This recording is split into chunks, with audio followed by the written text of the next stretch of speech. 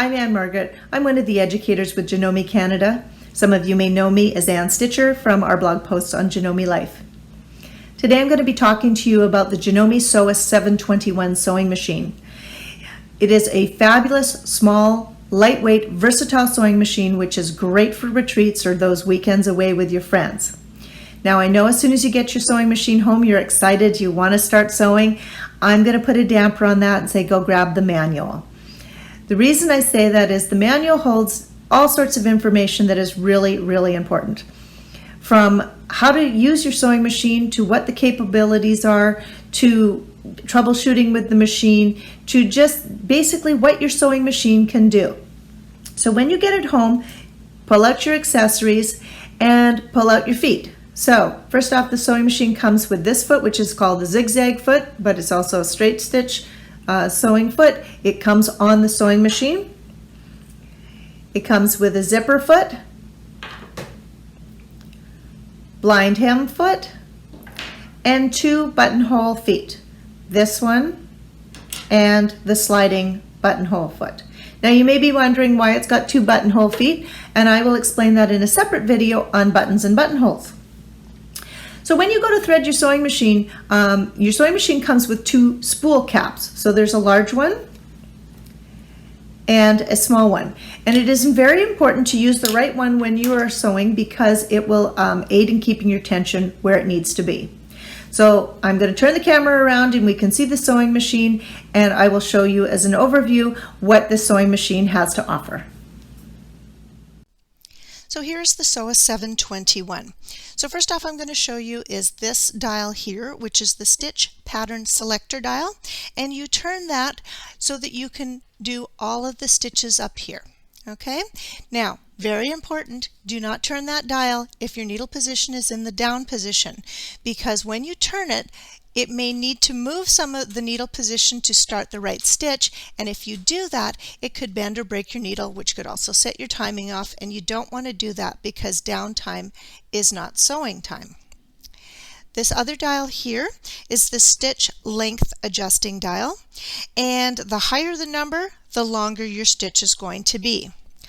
Up at the top here, we have got the stitch width adjusting dial, and you turn that dial to the desired stitch width number at the setting mark. The higher the number, the wider the stitch. But again, do not turn that dial if your needle is in the down position, because again, it's going to break or bend your needle. Now this also, when you're doing straight stitches, will also, it's your needle position. Okay, down the bottom here, our reverse button, super easy, push it down and bring it back up and you're good to go. Okay, so I've turned the sewing machine on its side, so to speak, so that you can see a different view of the sewing machine.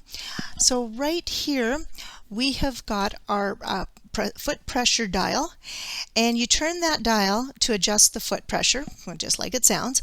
The foot pressure should be set where the three little dashes are up at the top for regular sewing. You reduce the pressure to 2 for applique, cut work, drawn work, and basting, and you put it down to a 1 when you're sewing chiffon, lace, organza, that sort of thing, other fine fabrics. Now, the nice thing about this machine, like I said, it's very versatile. It has got an arm sleeve, which is great. Also has a little compartment for your accessories so that you can keep them in, and it's really handy. Really important, don't go stashing your accessories all over the place or you'll never find them when you need them. Now the other reason I've sent you to the back here is because there is a dial or a button right here and to drop your feed dog. So if you're wanting to do free motion quilting or ruler work, flip that, super easy, and you're ready to go for your dropping your feed dogs to do some nice free motion quilting. That's what I love about this machine. It is so versatile, and it can sew regular sewing, but it can also go through denim. This is 2 layers of denim, doing some decorative stitching, some straight stitching, and it's just fantastic because there's no issues. It's got a heavy duty quality to it, that's for sure. Okay, let's get sewing. So I'm going to pop the bobbin cover off, And I'm going to take my bobbin. Make sure that your thread comes off the bobbin clockwise,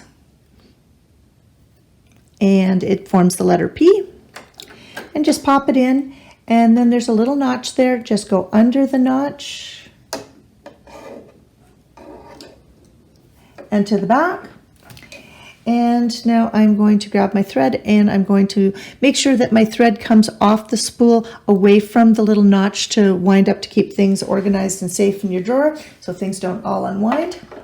I'm going to use my small spool cap to ensure that I don't have tension issues. And I'm going to start threading the machine. Now when I get to this point, I always like to use what I call the dental floss method, and I go 1, 2, 3 just to ensure that my thread is in my tension discs properly. Now, having said that, a lot of people think that the presser foot needs to be in the down position when you are threading your sewing machine. For this machine, that's not the case, because when the presser foot is down, the machine thinks it's ready to sew, and it has taken the tension discs and they have pushed them together on the thread. So if they're together and you're trying to thread it, it's going to sit on top of those discs, and it's not going to thread properly, and you're going to get skipped stitches. So I want to use my needle threader, so I'm going to make sure that this is in the highest position here by using the hand wheel, and I'm going to bring this down.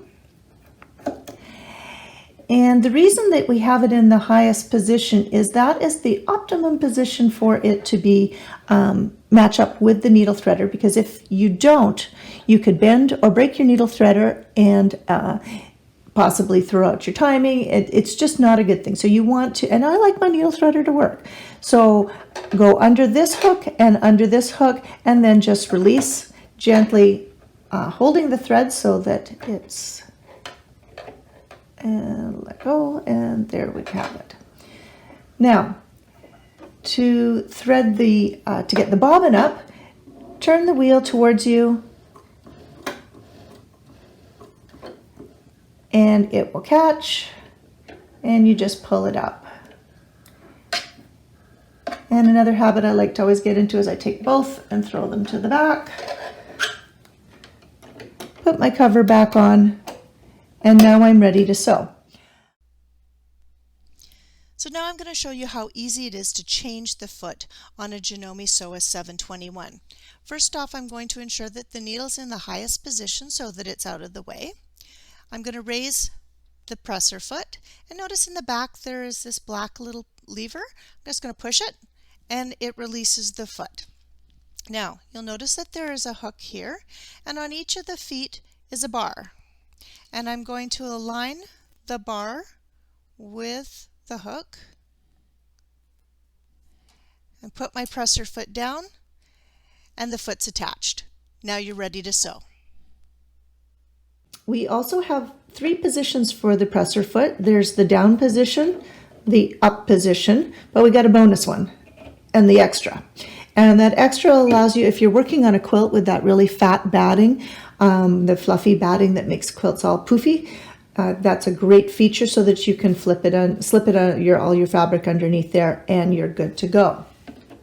And I put my fabric there, and I decided that I wanted to do the pattern D, which is this one. Now you may say, but D's over here. Well, if this dial is in wrong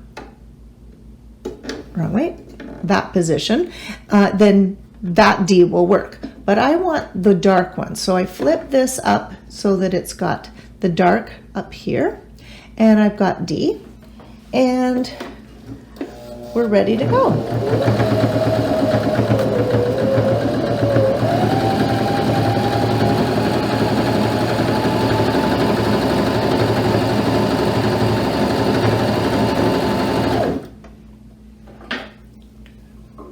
Lift my needle up, foot up, and I've got a great stitch for smocking. Super, super easy. Super straightforward. I just love this little machine. So I hope you found this video on the Sewist 721 helpful. If you would like some added information, you can always check out our blog post, which is www.janomelife.wordpress.com. or you can check out our Janome Life YouTube channel. There's lots of great information in both places, and we're also starting up our Pinterest board, which will have all the different sewing machines listed and different projects that you can do on your sewing machine. But also check out the other blog posts as well, because there's probably something there you can do too. Anyway, happy sewing!